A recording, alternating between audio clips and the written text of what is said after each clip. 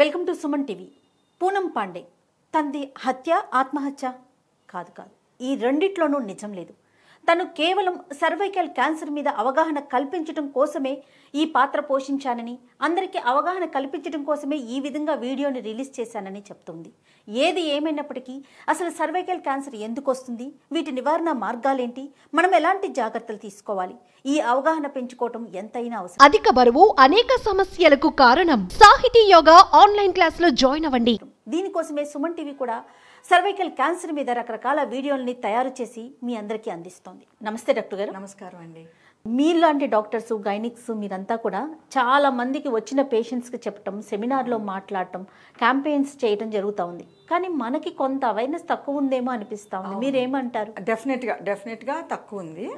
Cervical cancer అన్నది చాలా ముఖ్యమైన టాపిక్ అండి, ఎస్పెషల్లీ ఇండియాలో. ఎందుకంటే ఇండియాలో one of the most common cancers affecting women.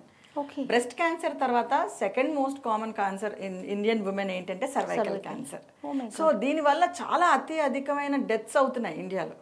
Almost 77,000 per year every year ladies cervical cancer వల్ల చనిపోతున్నారు. సో దీని గురించి ప్రతి భారతీయ స్త్రీ అండ్ భారతీయులందరికీ తెలియాలి. Every Indian should know what is cervical cancer, దీన్ని ఎలా నిర్మూలించగలము అనేది. సో అందుకనే ఈ టాపిక్ మనం ఇవాళ మాట్లాడుకోవడం అనేది చాలా ముఖ్యం. అసలు వీటి సిమ్టమ్స్ ఏ విధంగా ఉంటాయి, ఎందుకు సర్వైకల్ క్యాన్సర్ ఇంతగా స్ప్రెడ్ అవుతా ఉంది? చూడండి, సర్వైకల్ క్యాన్సర్ ఎలా స్ప్రెడ్ అవుతుంది అని తెలుసుకోవడం చాలా ముఖ్యం.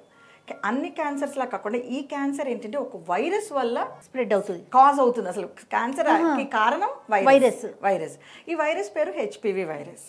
ఇది సెక్షువల్ యాక్టివిటీ వల్ల ఒకరి నుంచి ఒకరికి పాకుతుంది. సపోజ్ స్త్రీలో ఉందనుకోండి, అది హస్బెండ్ మేల్ పార్ట్నర్కి వెళ్తుంది. మేల్లో ఉందనుకోండి, ఫీమేల్ పార్ట్నర్లోకి వెళ్తుంది. సో ఈ వైరస్ ఎప్పుడైతే మన బాడీలోకి వచ్చిందో 80% దాకా మన ఇమ్యూనిటీ తోటి దాన్ని మనం తరిమేసుకోగలుగుతాం మన బాడీలోంచి. ఒక 20%లో ఉండిపోతుంది ఆ వైరస్ ఆ బాడీలో. ఎక్కడ ఉండిపోతుంది? ఈ మౌత్లో ఉన్న మ్యూకోజాలో ఉండిపోవచ్చు, కింద సర్విక్స్ గర్భసంచి యొక్క మూతిలోనే అవి వైరస్ ఉండిపోయి లోకల్గా అక్కడ ఉన్న కణాలన్నిటినీ డిస్ట్రాయ్ చేసి దాని క్యాన్సర్ కింద మారే ఛాన్స్ పెంచుతుంది. ప్రీ క్యాన్సరస్ కండిషన్స్ అవ్వచ్చు, క్యాన్సర్ కింద అవి later down the line cancer కింద మారే అవకాశాన్ని పెంచుతుంది. సో వైరస్ వల్ల కాజ్ అవుతుంది కాబట్టి ఈ వైరస్ కి కనుక మనం వ్యాక్సిన్ ఇస్తే కనుక దీన్ని మనం పూర్తిగా నిర్మూలించగలుగుతాం. పూర్తిగా. ఇప్పుడు ప్రస్తుతం మీరు ఇందాక అన్నారు గైనిక్స్ వీళ్ళందరూ చేస్తున్నారని. యాక్చువల్గా ఇప్పుడు లేటెస్ట్ గా entire gynaec department in the country plus paediatricians కలిసి ఇది ఒక major drive, eradicate cervical cancer అనేది ఒక పెద్ద బాధ్యతగా తీసుకుని మేమంతా ఒక క్యాంపెయిన్స్ చేస్తున్నాం. మీరు ఇందాక అన్నారు కదా, దాన్ని ఇంకా పెద్ద ఎత్తున చేస్తున్నాము. అందరికీ అవగాహన పెంచడానికి ట్రై చేస్తున్నాము. ఇవాళ ఈ ఇంటర్వ్యూ ఇవ్వడానికి కారణం కూడా ఇదే. ఈ ఇంటర్వ్యూ ద్వారా ఇంకా చాలా మంది వరకు న్యూస్ వెళ్తుంది. ఏమని? సర్వైకల్ క్యాన్సర్ మనకి మోస్ట్ కామన్ క్యాన్సర్ ఇండియాలో, దీన్ని మనం నిర్మూలించగలుగుతాం. ఇది వైరస్ వల్ల వస్తుంది. వైరస్ కి మనం వ్యాక్సిన్ ఇచ్చుకుంటే కనుక నిర్మూలించగలుగుతాం. వ్యాక్సిన్ అసలు ఎవరు తీసుకోవచ్చు? ఏ ఏజ్ గ్రూప్ నుంచి వ్యాక్సినేషన్ కి వెళ్ళొచ్చు? సో వ్యాక్సిన్ తీసుకోవాలి అని తెలుసు అందరికీ, కానీ ఎలా తీసుకోవాలి, ఎప్పుడు తీసుకుంటే బెస్ట్ రిజల్ట్ వస్తుంది అనేది తెలుసుకోవడం ముఖ్యం అండి. 9 సంవత్సరాలు ఉన్న ఆడపిల్ల నుంచి 45 సంవత్సరాలు ఉన్న వయసున్న స్త్రీ వరకు వ్యాక్సిన్స్ తీసుకోవాలి. నాట్ ఓన్లీ గర్ల్స్, బాయ్స్ కూడా ఈ వ్యాక్సిన్ ఇవ్వడం అన్నది ఇంపార్టెంట్. ఓకే. సో ఇంతకుముందు అనుకునే వాళ్ళు ఫస్ట్ సెక్షువల్ యాక్టివిటీ అంటే మ్యారేజ్ అయ్యే వరకు అవసరం లేదు, కానీ ఇప్పుడు అలా కాదు. Before they reach puberty, okay, పెద్ద మనిషి అయ్యే లోపలే మనం ఈ వ్యాక్సిన్ ఇవ్వడం అనేది జరిగింది. అందుకనే హెచ్పివి వ్యాక్సిన్ అన్నది పీడియాట్రిక్ వ్యాక్సినేషన్ ప్రోగ్రామ్ లో యాడ్ అయిపోయింది. ఇప్పుడు అందరూ పీడియాట్రిషియన్సే ఇస్తున్నారు ఈ vaccine, more than the gynaecologist. Gynaecologist దగ్గరికి వచ్చే లోపలే పీడియాట్రిక్ వ్యాక్సినేషన్స్ లోనే ఇది కలపడం అన్నది జరిగింది. సో మనకి 9 సంవత్సరాల నుంచి 9 to 14 years లోపల ఇచ్చామనుకోండి, the best protection is provided. అంటే అంత అర్లీగా ఇవ్వాలి. సెకండ్ అంటే ఒక ఆల్మోస్ట్ 80% ప్రొటెక్ట్ చేయగలుగుతామండి.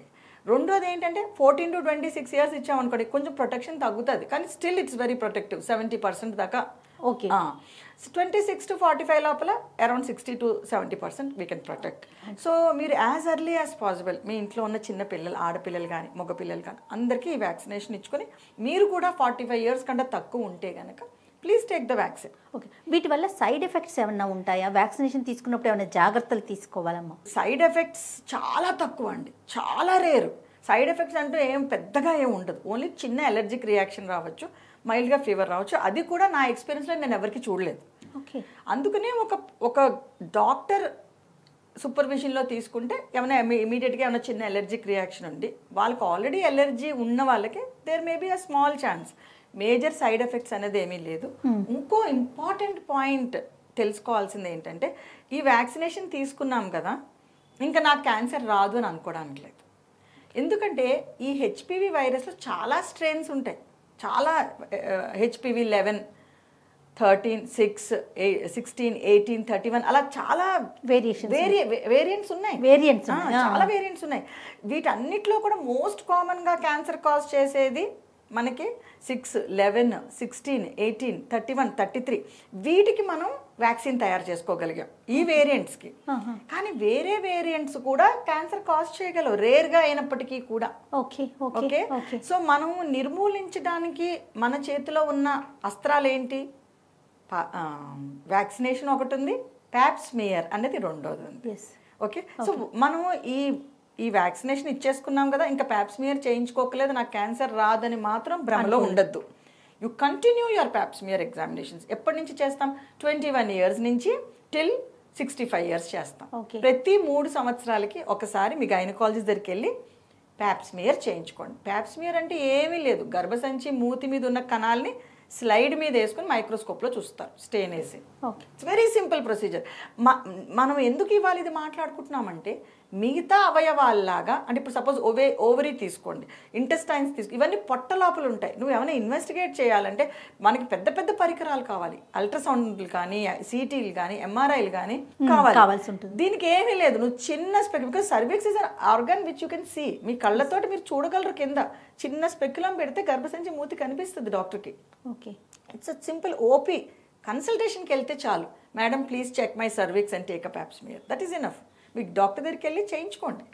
అండ్ ఇంత ఈజీగా మనం ఈ డిసీజ్ని ఎరాడికేట్ చేయగలిగినప్పుడు ఎందుకు చేయరాదు? మనం చెయ్యాలి ఇది. సో ఎలా చేయాలి? అందరం కలిసికట్టుగా చేయాలి. కేవలం డాక్టర్స్, పీడియాట్రిషియన్ వ్యాక్సినేషన్స్ ఇచ్చేసి గైనకాలజిస్ట్ ఎవరెవరు వస్తారో వాళ్ళకి కాదు. ప్రతి స్త్రీ ఇంట్లో వాళ్ళ ఇంటి పక్క వాళ్ళకి చెప్పి, వాళ్ళ పిల్లలకి చెప్పి, తెలిసిన పార్టీస్కి వెళ్ళినా, ఎక్కడికి వెళ్ళినా, నువ్వు వ్యాక్సినేషన్ తీసుకున్నావా, నువ్వు ప్యాప్స్మియర్ తీసుకున్నావా, did you get your pap smear done? It should be like a big. మనము పోలియో కనుక ఎలా పనిచేసామో, very good, small pox, polio ఎలా ఎరాడికేట్ చేసాం, అవి ఒక వైరస్ వల్ల వస్తున్నాయి కాబట్టి వ్యాక్సినేషన్ ఇచ్చుకుని మనం ఎరాడికేట్ చేయగలిగాం. ఓకే, అండ్ మన ఇండియాలో అధికంగా ఆడవాళ్ళు క్యాన్సర్ తోటి, సర్వైకల్ క్యాన్సర్ తోటి అన్నప్పుడు it is our duty to eradicate it. So pap smear and vaccination plus regular pap smears అంటే సర్వైకల్ క్యాన్సర్ స్క్రీనింగ్ అంటాం. క్యాన్సర్ ఉందా లేదా అని ముందే చూసుకుంటాం. అది ఎలా? సింపుల్ స్పెక్యులం పెట్టుకుని గర్భసంచి మూతి నుంచి కొన్ని కణాలు ఇలా స్పాచులతో తీసి, ఓపీడీ ప్రొసీజర్, దీనికి అనస్థీషియా అక్కర్లేదు, ఏం అక్కర్లేదు అసలు.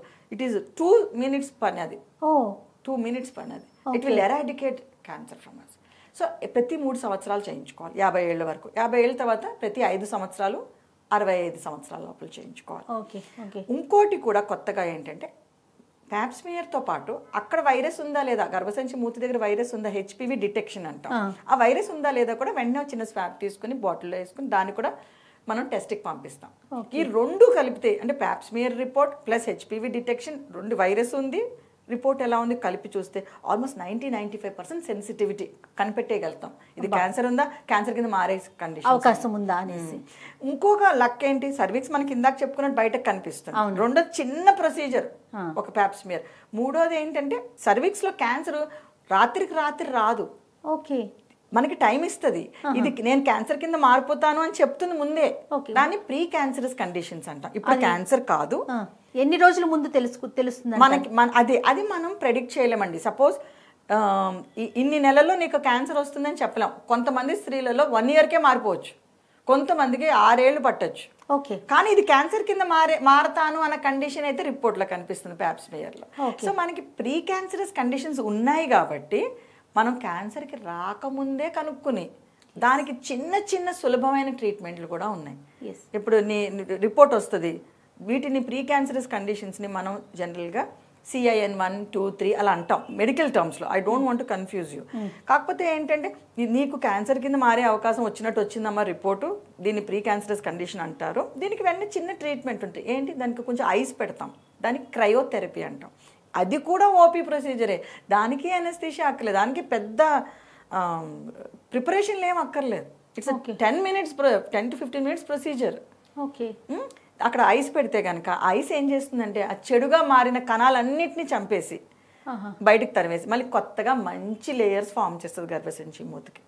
ఎంత సింపుల్ గా ఉంది, సింపుల్ ప్రొసీజర్. అది బయటకి కనిపిస్తోంది కదా, గర్భసంచి మూతి ఎక్కడుంది, బయటకు ఉంది, మానంలోకి ఇలా ప్రొజెక్టెడ్ గా ఉంది. సో అక్కడ ఏ ఇన్ఫెక్షన్స్ వచ్చినా ఆ గర్భసంచి మూతిని ఎఫెక్ట్ చేస్తూ ఉంటది కదా. బయట ఉండడం వల్ల ఒక దురదృష్టం ఏంటంటే it's exposed to all things. At the same time it can be diagnosed very early. It's very just ఒక స్పెక్యులం పెట్టుకుని చూసుకొని ప్యాప్స్మియర్ తీసుకొని HPV ఉందా లేదా డిటెక్ట్ చేసుకొని వ్యాక్సినేషన్స్ తీసుకుంటే we can eradicate this disease. And అది డైరెక్ట్గా రాత్రికి క్యాన్సర్ కింద మారదు, అది ముందే ప్రీ క్యాన్సరస్ కండిషన్స్ ఉంటే మెల్లగా మారుతుంది. Okay. First CIN1, then 2, then 3, then cancer levels మారుతూ ఉంటాయి. లెవెల్స్ నువ్వు అర్లీగానే కనుక్కుంటే ఇంకా సులభమైన అవి treatable conditions. Pre cancerous condition ఉందన్నంత మాత్రాన మీరు యూట్రస్ తీయించుకోకర్లేదు. చిన్న ఐస్ పెట్టుకుని లేదంటే ఎలక్ట్రోఫల్గరేషన్స్ చేసుకోవచ్చు, కోన్ బయాప్సీలు చేసుకో, అక్కడ ఉన్న ముక్క తీసేయడమే, ఎక్కడైతే చెడు కణాలు ఉన్నాయో అది తీసేస్తాం, బయాప్సీకి పంపించుకుంటాం. సో ఇంత సింపుల్ ప్రొసీజర్స్ ఉన్నప్పుడు మన చేతిలో ఉన్న పని అది ఈజీ. మీకేమి పెద్దగా పెద్ద టెస్టులు పెద్ద ఖర్చులు కూడా ఏమి ఉండనప్పుడు యూ కెన్ గెట్ ఇట్. అయితే డాక్టర్ గారు, ఈ సర్వైకల్ క్యాన్సర్స్ రావడానికి రిస్క్ ఫ్యాక్టర్స్ ఇంకేమైనా ఉన్నాయా? సర్వైకల్ క్యాన్సర్ రావడానికి రిస్క్ ఫ్యాక్టర్స్ ఉన్నాయండి. సరైన పోషకాహారం లేకపోతే, nutritional deficiencies, multiple sexual partners ఉన్నా, అంటే sexually active with multiple partners, that will cause cervical cancer. Coming from లో సోషియో ఎకనామిక్, అంటే ఆర్థికంగా తక్కువ ఉన్న వాళ్ళకి హైజీనిక్ కండిషన్స్ సరిగ్గా ఉండవు, అన్హైజీనిక్ కండిషన్స్, అంటే నీట్గా మెయింటైన్ చేసుకోకపోవడం, స్నానం సరిగ్గా చేయకపోవడం, అండర్ గార్మెంట్స్ సరిగ్గా మెయింటైన్ చేసుకోకపోవడం, ఇన్ఫెక్షన్స్ రిపీటెడ్గా రావడం, రిపీటెడ్గా సర్వైకల్ ఇన్ఫెక్షన్స్ వచ్చిన, వెజనల్ ఇన్ఫెక్షన్స్ వచ్చిన వాళ్ళకి హై రిస్క్. స్మోకింగ్, లో సోషల్ మనం చూస్తాం చాలా, ఈ చుట్టలు కాల్చడం, స్మోకింగ్ చేయటము, స్మోకింగ్ వల్ల, డ్రింకింగ్ వల్ల, ఆల్కహాల్ ఇంటేక్ వల్ల, ప్లస్ డ్రగ్ అబ్యూస్ వల్ల. డ్రగ్స్ అబ్యూస్ చేస్తున్నారు ఈ కాలంలో, చాలా డ్రగ్ అబ్యూస్ ఉంది, మల్టిపుల్ సెక్షువల్ పార్ట్నర్స్ ఉన్నాయి. మన వెస్టర్న్ కల్చర్ని అడాప్ట్ చేసేసుకున్నాం. Alcohol, smoking, multiple sexual partners, pre marital sex, అంటే అర్లియస్ట్ క్యాన్సర్, అంటే ఎర్లీ ఏజ్లోనే సెక్షువల్ యాక్టివిటీ. బికాస్ గర్భసంచి మూతికి ఏజ్ పెరిగే కొద్దీ మంచి ప్రొటెక్టివ్ లేయర్ ఫామ్ అవుతుందండి. 13 years నుంచి 18 years లోపల గర్భసంచి మూతి will be just freshly expose to oestrogen hormones. అప్పుడే పెద్ద మనిషి, అప్పుడే హార్మోన్స్ స్టార్ట్ అయ్యి ఆ సర్విక్స్ మీద ఎఫెక్ట్ ఉంటుంది ప్యూబర్టల్ ఏజ్లో. సో ఆల్రెడీ ఆ సర్విక్స్ కొంచెం రెడ్గా, కొంచెం ఇవర్టెడ్గా, కాలమ్నార్ లోపల ఉండాల్సిన కాలమ్నార్ ఎపిథీలియం బయటకు వస్తుంది అనమాట. సో దానివల్ల అది ఎక్కువ ఇన్ఫెక్షన్కి ప్రోను, ఎక్కువ క్యాన్సర్కి ప్రోను. ఓకే, ఇమ్యూనిటీ తక్కువ ఉన్న వాళ్ళకి, ఇమ్యూనిటీ మనకి HIV ఉన్న వాళ్ళకి, లేదంటే ఏమైనా ఇమ్యూనలాజికల్ డిజార్డర్స్ ఉన్న వాళ్ళకి, స్మోకింగ్ వీటి వల్ల కూడా ఇమ్యూనిటీ అంటే రోగ నిరోధక శక్తి అది తక్కువ ఉన్న వాళ్ళకి. So all these are very high risk factors. Especially మన ఇండియాలో లో సోషియో ఎకనామిక్ స్టేటస్ లో ఉన్న విమెన్ చాలా ఎక్కువ, సరిగ్గా పోషకాహారం తీసుకోలేని వాళ్ళు ఎక్కువ, డ్రింకింగ్, ఆల్కహాల్, చుట్టలు అన్ని కాల్చటం, ఆల్ దీస్ ఇన్సిడెంట్స్ ఎక్కువ. అవునవును. అందుకనే ఇది మనం డెవలప్డ్ కంట్రీస్లో చూసుకుంటే కనుక వెస్టర్న్ కంట్రీస్లో సర్వైకల్ క్యాన్సర్ చాలా తక్కువ అండి. అక్కడ రెగ్యులర్గా ప్యాప్స్మియర్ చేయించుకుంటారు, వాళ్ళ న్యూట్రిషనల్ స్టేటస్ చాలా బాగుంటుంది, మంచి పోషకాహారాలు తింటారు. సో అక్కడ తక్కువ, అక్కడ బ్రెస్ట్ క్యాన్సర్స్ బాగా ఎక్కువ. మనకి ఇక్కడ cervical cancer plus breast cancer రెండు ఉన్నాయి మనకి. చెప్పాలి తర్వాత పీరియడ్స్ లో హైజీన్ అనేది కూడా ఏమన్నా కాజ్ అవుతుందా? అసలు త్రూ అవుట్ ద సైకిల్ అండి, పీరియడ్స్ లోనే కాదు, పీరియడ్స్ అయినాక, పీరియడ్స్ కి ముందు, డెలివరీ అయినాక, డెలివరీకి ముందు, ఇవన్నీ ఏంటంటే very sensitive time during a women cycle where infection rate is more. ఆ టైంలో ఇన్ఫెక్షన్ ఎక్కువ వస్తుంది, పీరియడ్స్ అప్పుడు కానీ, పీరియడ్స్ అవ్వగానే కానీ, అబార్షన్స్ అయినప్పుడు కానీ, అవ్వగానే, లేదంటే డెలివరీ అయిన వెంటనే 42 రోజులు ప్యూర్ పీరియడ్ అంటే బాలింతరాలు అంటే, ఆ టైంలో ఇన్ఫెక్షన్ రేట్ ఎక్కువ. ఎందుకంటే నార్మల్గా ప్రొటెక్ట్ చేసే ఎపిథీలియం అంతా పోయి ససెప్టివ్ బ్లడ్ ఎక్కువ ఉంటుంది కదా, ప్లాజెంటల్ సెపరేషన్స్, బ్లీడింగ్, బట్ ఆ blood is a mediator for all infections కదా. సో హైజీన్ మెయింటైన్ చేయడం చాలా ముఖ్యం అండి. ఎస్. సో ఈ అవగాహన మనం పెంచాలి. దయచేసి పోషకాహారం తినండి, good nutrition, don't multiple sexual partners ఉంటే కాండమ్స్ వాడాలి. Yes. Please use condoms, barrier method. All these will prevent sexually transmitted diseases. HPV is one of them. Right. ఇప్పుడు ఓరల్ సెక్స్ వల్ల, ఓరల్ మ్యూకోజాలో ఉన్న మనిషి it will transmit mutually. Yes yes. And so వీటి విషయంలో చాలా జాగ్రత్తలు తీసుకోవాలంటే అవేర్నెస్ బాగా అవసరం. అవేర్నెస్ చాలా అవసరం. Thank you so much doctor గారు. నమస్తే.